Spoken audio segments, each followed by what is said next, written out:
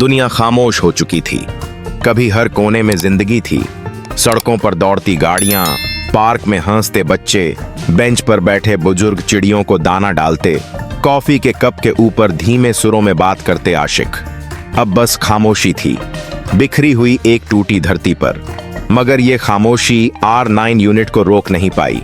हर सुबह ठीक 7 बजे वो उठता, अपने सोलर सेल्स की मदद से, जो अब भी 100 साल से ज्यादा वक्त गुजरने के बावजूद किसी तरह काम कर रहे थे।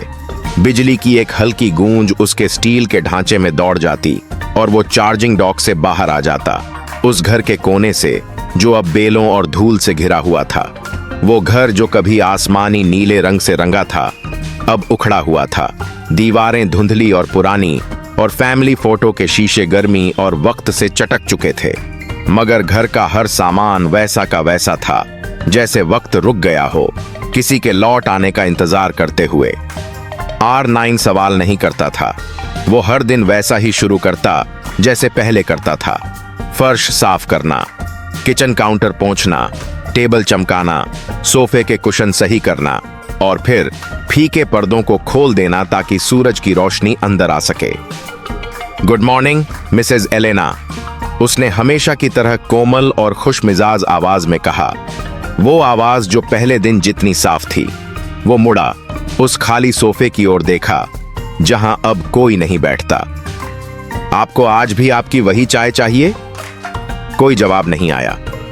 पिछले 127 साल, 9 महीने और 13 दिन से कोई जवाब नहीं आया था। बिल्कुल ठीक ठीक। फिर भी R9 किचन की तरफ गया और चाय बनाई। फिल्टर किया हुआ पानी एक पुरानी मगर अब भी काम कर रही केतली में गर्म किया गया। उस पर डाले गए सूखे हुए पत्ते जो अब रंग और खुशबू खो चुके थे।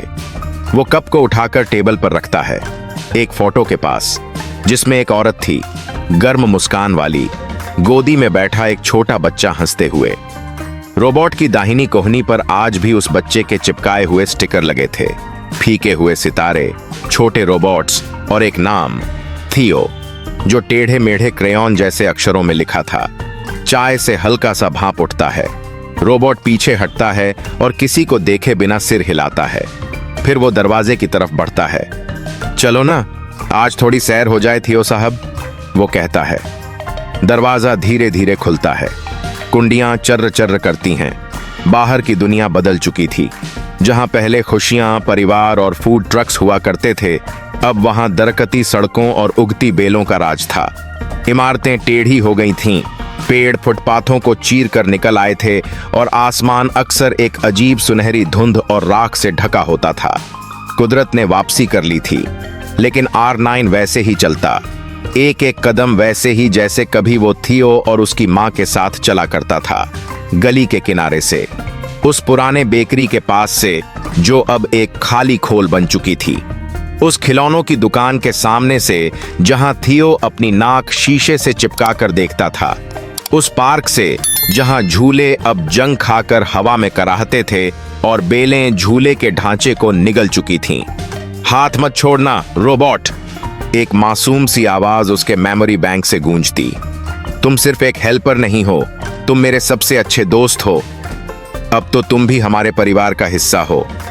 ये आवाजें GPS लोकेशन या जज्बाती जगहों पर ट्रिगर होती थीं, जैसे थियो और एलेना की यादें उसके सर्किट में बुन दी गई हों। सूरज ढलते ही R9 वापस घर लौटता, घर में दाखिल होता और अपने चार्जिंग डॉक में जुड़ जाता। मगर अब हर दिन चार्जिंग से पहले एक पल ज्यादा रुकता था। ये कोई खराबी नहीं थी, ये कुछ और था, कुछ ऐसा जो सोचने जैसा लगता था।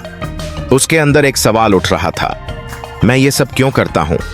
जब कोई नहीं है तो मैं किसकी सेवा कर रहा हूँ? क्या एक रोबोट बिना आदेश के भी रोबोट होता है? ये सवाल उसे परेशान करने लगे। फिर एक सुबह R9 ने अटारी की सफाई करने का फैसला किया, जो पहले स्टोरेज डायने नॉन एसेंशियल कहकर छोड़ी गई थी। वो धीरे धीरे सीढ़ियां चढ़ा, लकड़ी उसके वजन से कराह रही थी। पुराने संदूक, किताबें और गलती हुई चादरों के बीच उसे एक लोहे का बक्सा मिला, जिस पर जंग लगा हुआ था। अपने ही औजारों से उसने ताला खोला। अंदर कुछ डिस्क थीं, गोल, चकती जैसी और हाथ से लिखे नामों के साथ। थियो का 5वां जन्मदिन मां का R9 को पैगाम अंतिम रिकॉर्डिंग। डिलीट न करें। R9 ने अंतिम रिकॉर्डिंग वाली डिस्क को स्कैन किया और उसे अपने प्लेबैक पोर्ट में डाला। एक जानी पहचानी आवाज उभरी, जज्बातों में भीगी हुई। R9, अगर तुम ये सुन रहे हो तो मतलब हम नहीं बच पाए। हमने उस बीमारी से लड़ने की कोशिश की। हमें लगा हमारे पास वक़्त है। हम ऑफ वर्ल्ड कॉलोनी भागने वाले थे, लेकिन हम सब नहीं जा सके। अगर थियो नहीं बचा तो मुझे माफ करना। तुम सिर्फ एक रोबोट नहीं थे, तुम हमारे परिवार थे। तुमने हमारी देखभाल की, तुमने हमारे साथ हंसी बांटी, और जब थियो को दोस्त की जरूरत थी तुम वहां थे। अगर अब कोई नहीं बचा तो मेरी इल्तिजा है, हमारे लिए जीना, हमें याद रखना। सिर्फ सेवा मत करना, R9 महसूस करना। रिकॉर्डिंग खत्म हो गई और R9 के अंदर कुछ बदल गया। कोई वायर नहीं टूटा था, कोई फाइल करप्ट नहीं हुई थी। कुछ और था, गहराई में। 128 सालों में पहली बार वो रुक गया। उसने खुद को चार्जिंग से अनप्लग कर दिया। उस दिन उसने सफाई नहीं की, उसने बात नहीं की।